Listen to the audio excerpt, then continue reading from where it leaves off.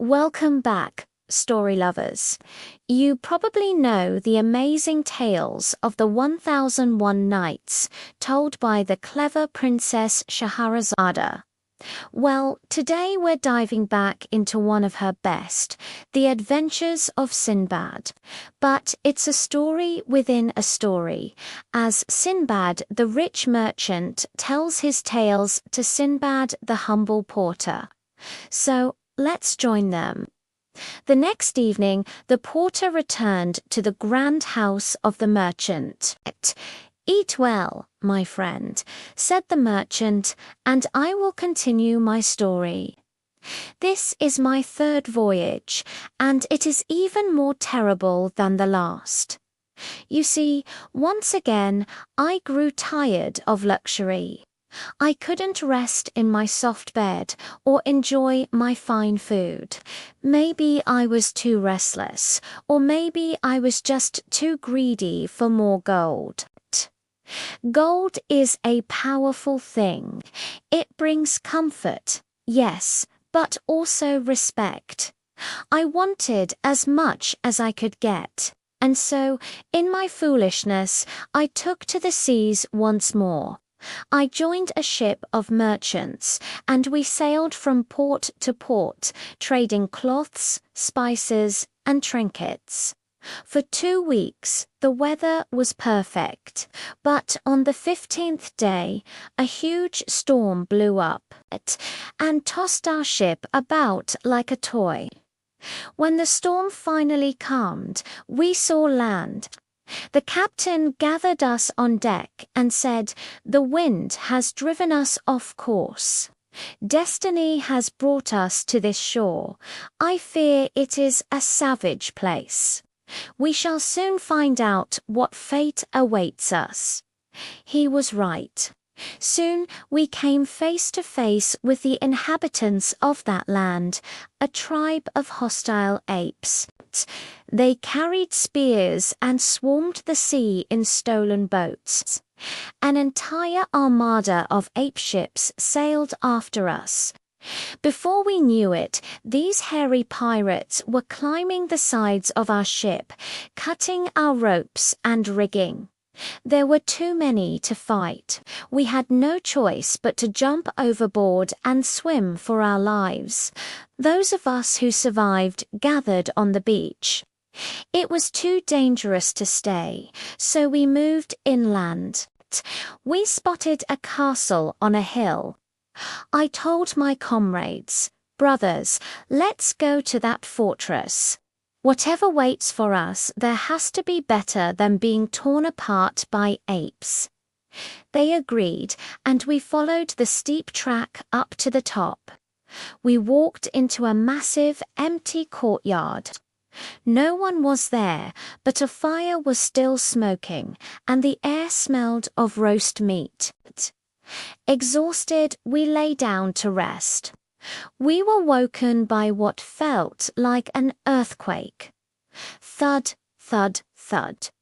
The ground trembled as a monster of a man, as tall as a tree, stomped through the doorway. His eyes burned like coals, his teeth were like a boar's tusks, and his nails were like a lion's claws. We scrambled, looking for places to hide, but there were none. He stooped down and picked me up, feeling me like a butcher feels a sheep. But I was all skin and bone from the journey. He dropped me and picked up another man, who was much fatter. The giant roasted and ate him right there. Then, his stomach full, he lay down and fell asleep. The men were weeping. "Stop this," I told them. "What good does it do? We aren't prisoners here. The door is open. If Allah wills it, we can escape and avenge our friend." They were torn. What was worse, being eaten by a giant or attacked by apes? In the end, they agreed we couldn't just wait to be the next meal. We ran back to the shore and found that our ship, though damaged, had run aground. The apes weren't great sailors after all. We worked all night to repair it, and by sunrise we were ready to sail. The men were desperate to leave, but I was burning for revenge. "Let's hurry back to the castle," I said. "We might catch him sleeping. We'll sharpen 2 sticks in the fire. With God's help, we will have justice." Again, the men were hesitant, but their thirst for justice was stronger than their fear.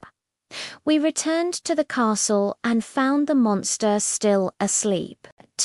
We split into 2 teams, hardened our sharpened sticks in the fire, and then, moving together, we plunged the spears into his eyes.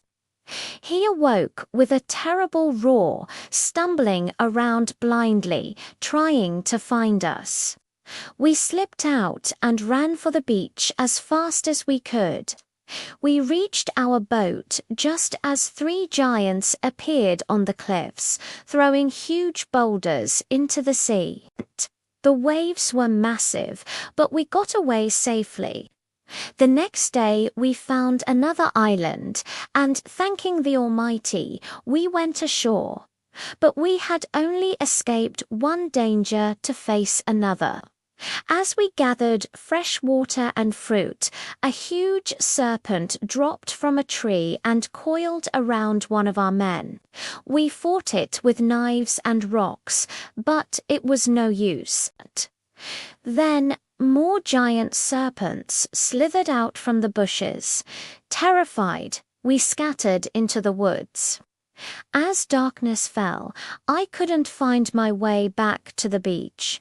I couldn't sleep in the open, so I cut down branches and built a wooden cage around myself. It was my only protection.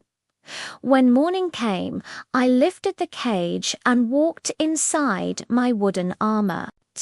I only dropped it when I reached the beach, and there, on the horizon, I saw it. The sail of a ship. I jumped and waved and yelled until finally they saw me and sent a boat ashore. On board, I told the captain all my incredible adventures. When I finished, he looked at me and said, "Your story is truly amazing. I didn't recognize you at first. You're in such a sorry state. But now I see that I know you. You are Sinbad from our old ship. We thought you were lost. We kept all your merchandise safe in the hold." From that day on, my luck turned. We traded cloves, ginger, and spices, and I made a great profit. We finally arrived safely back home in Basora. I had gained so much on that voyage. I gave generously to widows and orphans to show my thanks. Then I feasted with my friends and forgot all my suffering. Sinbad the seaman then gave Sinbad the porter 100 gold coins, and the porter went home, amazed by the tale. And that was the third voyage of Sinbad. It's interesting, isn't it? This story is a bit like the Greek myth of Odysseus in the Cyclops' cave. But in that story, Odysseus had to blind the giant to escape. Here, the door was open. Do you think Sinbad was right to go back for revenge? Let me know what you think in the comments below. Thanks for watching, and don't forget to subscribe for more amazing stories.